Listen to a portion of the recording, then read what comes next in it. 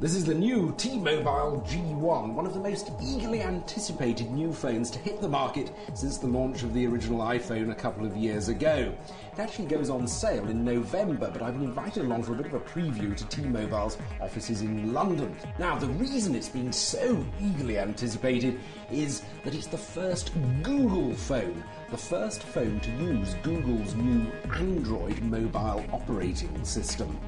Now, the actual phone is made by the Taiwanese company HTC, and actually the physical handset isn't anything to get that excited about. It's a fairly ordinary sort of smartphone. It's quite functional and plain in appearance, though it has most of the usual sort of smartphone features like HSDPA, data speeds, Wi-Fi, GPS, a touchscreen, and a very easy-to-operate keyboard. But the big deal is the actual operating system itself. Now, this is the home screen, and it's got some very clear icons on it. You can swish it out the way to a Google search page and sort of sweep up your less frequently used icons down here. Now, web browsing is very impressive. I can easily put the address in the top. Good history page. Opens up fairly speedily over its data connection. And once you're on a page, you can quite easily navigate around it by flicking the page from left to right and up and down, just like you would on an iPhone, and zoom in and out using these buttons at the bottom. Or if you want to see the whole page, press this button here.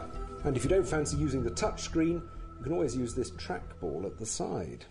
All in all, it's an extremely effective web browsing experience, although, like most mobile devices, it doesn't actually support Flash yet, so I can't actually see that video. But it overall is an extremely impressive web experience. I like the way you can easily go and see all the windows you've got open, and because it's a Google phone, you can use it to access your Gmail and keep your contacts and calendar updated automatically, which is very good. As well as an excellent web browser, you also get an application store, so that you can actually download lots of different applications and put them on the phone. It's called Google's Android Market.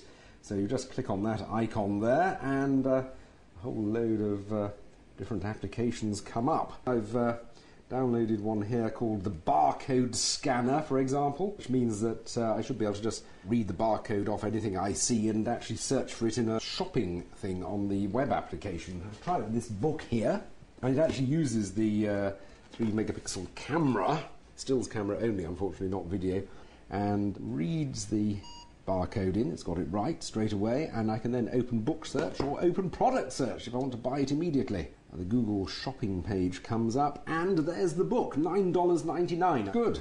All from a barcode, which is pretty good. That's just one application. There's a few others. There's one here called a seismograph. This will be handy if you live in an earthquake zone, or if you're dropping your phone.